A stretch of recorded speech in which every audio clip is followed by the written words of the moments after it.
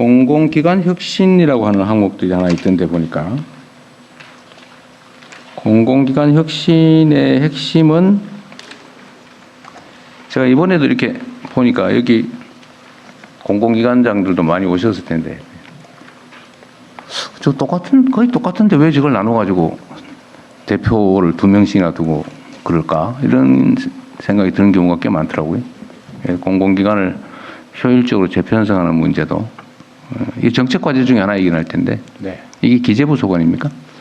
전체 관리하는 가이드라인 기준 만들고 하는 기재부에서 하고 기재부 있습니다. 소관이. 네. 그래서 그것도 속도를 좀 내주시면 좋을 것 같습니다. 네.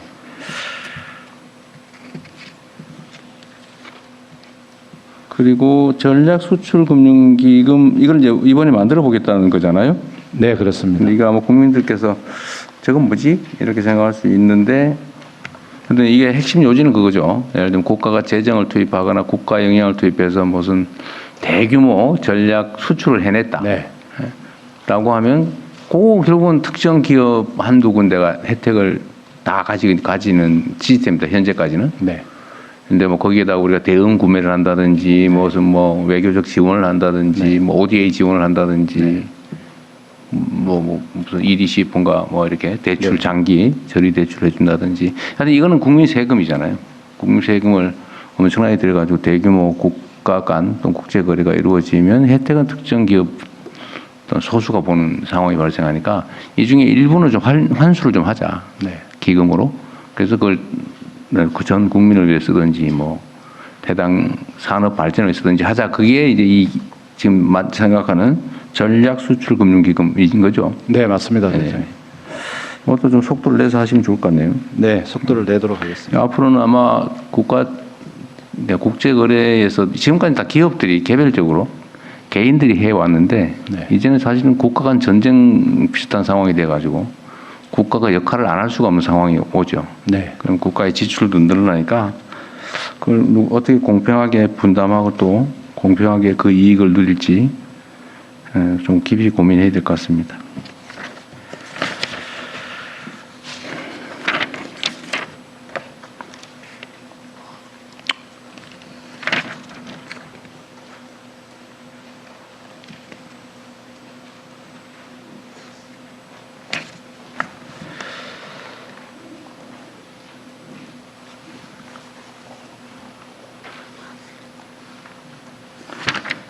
지금 아마 우리 이 장면을 지켜보시는 국민들 중에는 이게 뭐 대체적으로 잘 알겠지만 성장률과 잠재 성장률이 좀 저기 뭔가 싶을 수도 있긴 하죠. 네. 그러니까 우리가 노력을 하면 정상적으로 성장할 수 있는 최대치. 네. 근데 그게 잠재 성장률인데 이건 체계적으로 떨어진다. 인구가 감소하고 네. 뭐 등등으로 또 그게 올라갈 수 있는 요인 중에 하나는 우리가 지금 생각하는 기술 발전, 생산성 향상 뭐 그런 거겠죠. 네. 그걸 높이기 위해서는 장기적이고 근본적인 투자가 필요하다는 거죠. 근데 그게 못 미치게 성장률 지금 몇 년 동안 계속 잠재 성장률에도 못 미치는 성장을 해왔던 거죠.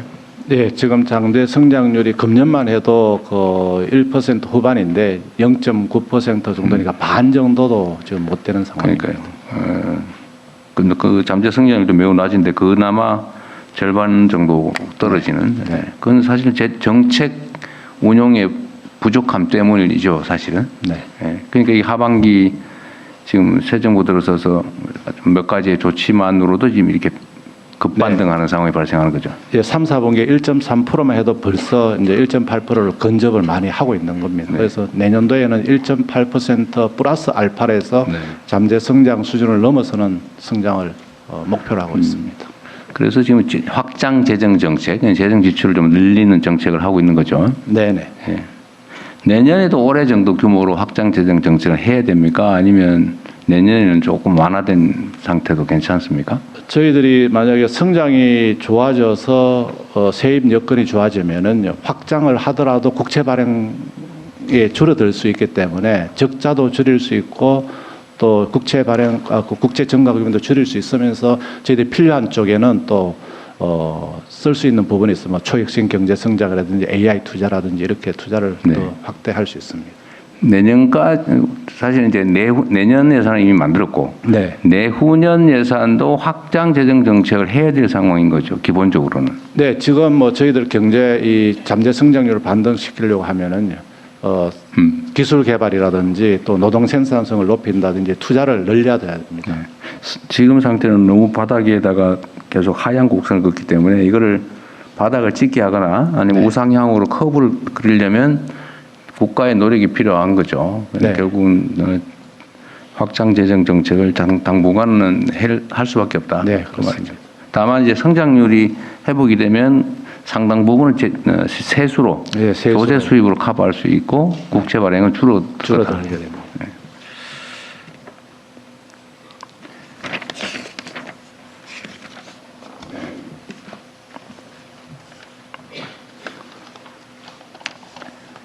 그 13페이지에 다 가지고 계시죠, 이거? 네, 다 들고 있습니다. 13페이지에 첨단 산업 분야에 대한 규제 혁신으로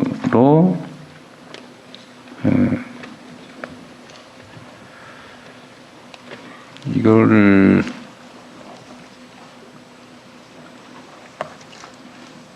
지금 일종의 금산 분리는 그대로 지키는데 대규모 초기술 분야에 대한 투자 자원을 확보하기 위해서 특례 규정을 만든다 그 말이죠. 예, 그렇습니다, 대통령. 지금 그 저희들이 뭐 금산분리라는 게 원래 그 산업이 금융을 지배한다는 그런 정신인데 거기는 전혀 저희들이 손을 대지 않습니다. 그 대신에 이제 대규모 투자가 필요한 분야에 대해서는 자금 조달을 통해서 할 수 있도록 금융적인 측면에서 좀 규제를 완화해주겠다는 그런 측면. 네. 그리고 여기 보면 경제 형벌 합리화 TF가 있네요. 예, 그렇습니다. 그래서 이것도 속도를 좀 내야 될 겁니다. 이게 자주 말씀드리는 거긴 한데 국가 질서를 유지하기 위해서 우리가 이제 예를 들면 형벌, 뭐 과징금, 과태료, 아니면 행정처분 뭐 이런 것들이 여러 가지가 있는데 우리나라는 형벌 법규가 너무 많아요. 이 독일의 3배 정도 된다고 합니다. 독일은 우리나라보다 훨씬 더 큰 나라인데도 형벌 조항이 대개 한 800개 이내. 근데 우리나라는 2,800개쯤 된다고 해요. 2,700~800개쯤 된다고 합니다. 뭐든지 그냥 다 형처벌하는 걸로. 근데 이게 경제 분야는 사실 돈 벌기 위해서 법률을 어기는 경우에 이거를 처벌을 해봐야 그 사장이 처벌되는 것도 아니고 이익 보는 사람이 처벌받는 게 아니고 그것도 실무 책임자 처벌받는데도 한 5~6년씩 걸리고 그 수사하고 재판하고 하느라고 국가 역량은 엄청나게 소진하는데 아무런 제재 효과가 사실은 없어요. 그래서 이런 데 경제 제재를 해야 된다. 네. 이번에 무슨 팡인가 거기 그런데도 막 어기잖아요. 그 사람도 처벌을 전혀 두렵지 않을 겁니다. 그러니까 그런 데는 합당한 경제적 부담을 지어줘야 어떤 게 더 경제적으로 손실이고 이익인가를 이렇게 판단하게 되죠. 네, 대통령 말씀에 공감합니다. 그래서 심지어는 시중에서는 그냥 그 교도소 갔다 와서 뭐 한 3년 살다 오면은 뭐 몇십억, 몇백억 뭐 그걸로 살겠다. 그냥 더 가자. 뭐 이런 소리도 있지 않습니까? 경상도 분위대가 들어가자고 왜 네, 그 말이 맞습니다. 그래서 그러지 않게 그러니까 이 경제 영역, 경제 활동 영역은 경제적 제재를 가해야지. 네. 그래서 형사 처벌이라고 하는 게 도움도 안 되는데 국가 역량만 소진하니까.